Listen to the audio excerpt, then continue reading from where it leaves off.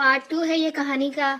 और इससे शादी का ख्याल भी छोड़ दे। अचानक महल में गलबली सी मच गई। चारों तरफ शोर मच गया। जादूगर आ गया, जादूगर आ गया। ये आवाजें सुनकर अनवर भी दरबार की जानब लपका। पहरेदार तो अपने होश व हवास में ही नहीं थे।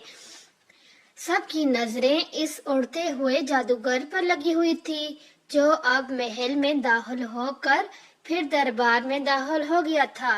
अनवर को दरबार के दरवाजे पर किसी ने भी नहीं रोका, क्योंकि सबकी नजरें जादूगर पर लगी हुई थी। वो बड़ी आसानी से दरबार में पहुंचकर एक तरफ खड़ा हो गया। वहां इसने एक अजीब व गरीब शक्ल वाले शख्स को देखा, जिसकी एक आंख छोटी और दूसरी आंख बहुत बड़ी थी। इसकी नाक बहुत लंबी थी और आगे से मुड़ी हुई थी। वो बादशाह के सामने खड़ा था और इसके चेहरे पर एक शैतानी मुस्कुराहट थी। अनवर समझ गया कि ये ही वो जालिम जादूगर है जिसकी वजह से बादशाह परेशान है। अनवर जादूगर के सामने जाकर खड़ा हो गया। इसे अपने सामने देखकर जादूगर के चेहरे पर गुस्से के असरात नमूदार हो गए। लड़के, तू कौन है? मेरे सामने यूं खड़ा होने का तेरा मकसद क्या है? क्या तू मुझे नहीं जानता कि मैं कितना बड़ा जादूगर हूँ? मेरा नाम अनवर है। तुम भी मुझे नहीं जानते हो, वरना इस अंदाज में मुझसे बात न करते। तुम्हारी भलाई इसी में है कि शहजादी साहिबा पर से जादू का असर खत्म कर दो और अपनी मनहूस शक्ल लेकर यहाँ से चले जाओ और दोबारा कभी इस जगह का रुख ना करो। बादशाह और तमाम दरबारी भी हैरत से अनवर को देख रहे थे। शहजादी जो जादू की वजह से बिल्कुल नन्ही मुन्नी हो गई थी, इसको अनवर की बहादुरी बहुत अच्छी लगी और वो इस बात से इतनी खुश हुई कि जोर जोर से तालियां बजाने लगी। जादूगर को ये देखकर मजीद गुस्सा आ गया। इसने शहजादी से कहा, बोनी शहजादी, तुमसे तो मैं बाद में निपटूंगा, पहले इस लड़के को इसकी गुस्ताखी का मजा चखा दूं। वो आंखें बंद करके मुंह ही मुंह में कुछ बड़बड़ाने लगा। इतनी देर में अनवर ने अपनी छागल में से थोड़ा सा पानी निकालकर जादूगर के चेहरे पर फेंक दिया। इसके मुंह पर पानी पड़ा तो वह सब कानों में बादलों के गरजने, बिजली के कड़कने की आवाजें, तेज आवाजें आने लगी। इसके साथ ही जादूगर के मुंह से काले स्याह रंग का धुआं निकला और एक गोले की शक्ल में कुछ ऊपर जमा होने लगा। इस गोले में अजीब अजीब खौफनाक शक्लें नजर आ रही थी। फिर इस धुएं के गोले में से निहायत खौफनाक चीखों की आवाजें आई और कुछ देर बाद वह गोला बड़ी तेजी से एक खिड़की में से होता हुआ बाहर निकल गया। जादूगर सख्त घबरा गया था। वो फटी फटी आंखों से अनवर को देखने लगा। एन इसी वक्त फजा में चलतरिंग से बजने लगे।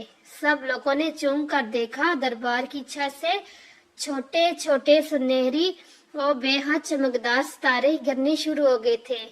इन सितारों ने शहजादी के गिर्द हसारा बनाया और इसके चारों तरफ घूमने लगे और फिर अगले ही लम्हे शहजादी का कद पहले जैसा हो गया। जादू का असर खत्म हो गया था। अनवर ने जादूगर से कहा, बदबख्त जादूगर, मैंने तुम पर लक्ष्मी झील का पानी फेंक दिया है।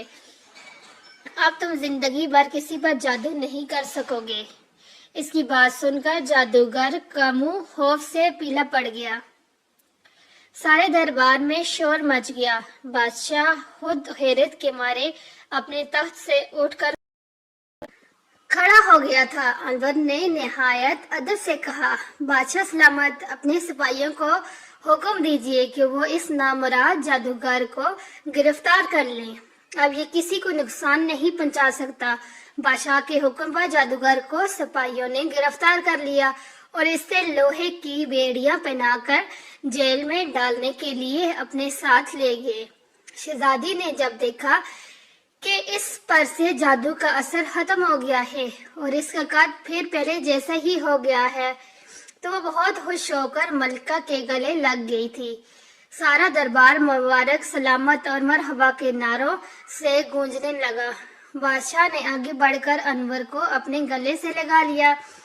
मलका ने अनवर से कहा, तुम्हारी वजह से हमें ये खुशी देखने को मिली है, हमारी शहजादी फिर पहले जैसी हो गई है। नौजवान, तुम्हारा बहुत बहुत शुक्रिया। अनवर ने मलके की बात सुनकर सर झुका कर इसे तंजीम दी और बादशाह के पूछने पर अनवर ने अपनी पूरी कहानी इसे सुना दी। बादशाह इसका बहुत एहसानमंद था। इसने कहा, नौजवान, तुमने हमें एक बहुत बड़ी मुसीबत से निजात दिलाई है, हम जिंदगी भर तुम्हारे एहसानमंद रहेंगे।